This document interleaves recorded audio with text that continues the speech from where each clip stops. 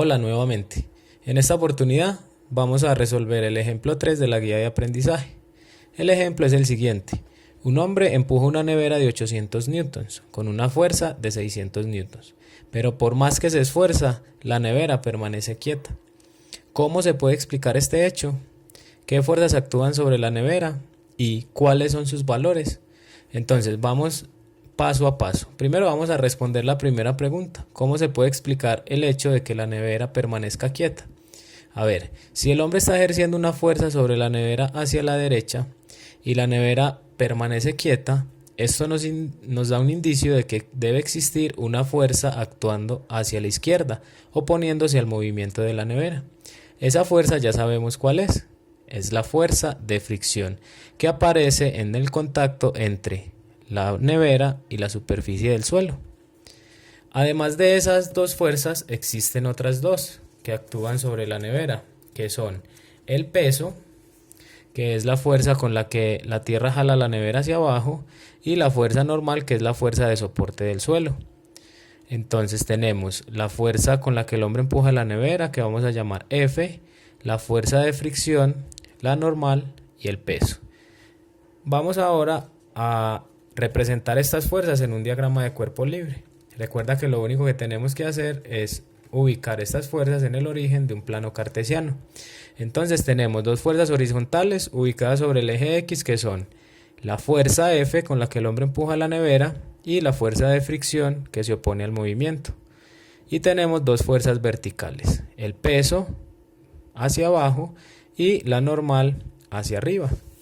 Ahora, recordando la regla del equilibrio, esta nos dice que si algo está en equilibrio, las fuerzas que actúan horizontalmente hacia la derecha deben estar equilibradas por fuerzas que actúan horizontalmente hacia la izquierda. Y al mismo tiempo, las fuerzas que actúan verticalmente hacia abajo deben estar equilibradas por fuerzas que actúen verticalmente hacia arriba. Vamos a aprovechar esto para hacer un análisis por separado de las fuerzas verticales y las fuerzas horizontales.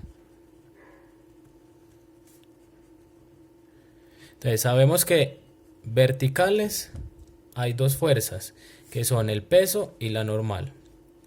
El peso, que es de 800 newtons según el enunciado, y la normal, que no sé cuánto vale por ahora, que la representamos con la letra N y que es una incógnita por ahora.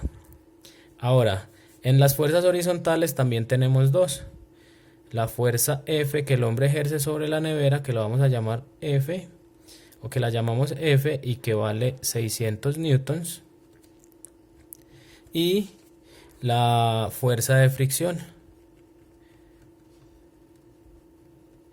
que por ahora no sabemos cuánto vale. La representamos de esta forma, fuerza de fricción, y ponemos un interrogante. Ahora, para averiguar cuánto valen esas fuerzas, simplemente hacemos un análisis sobre las fuerzas verticales.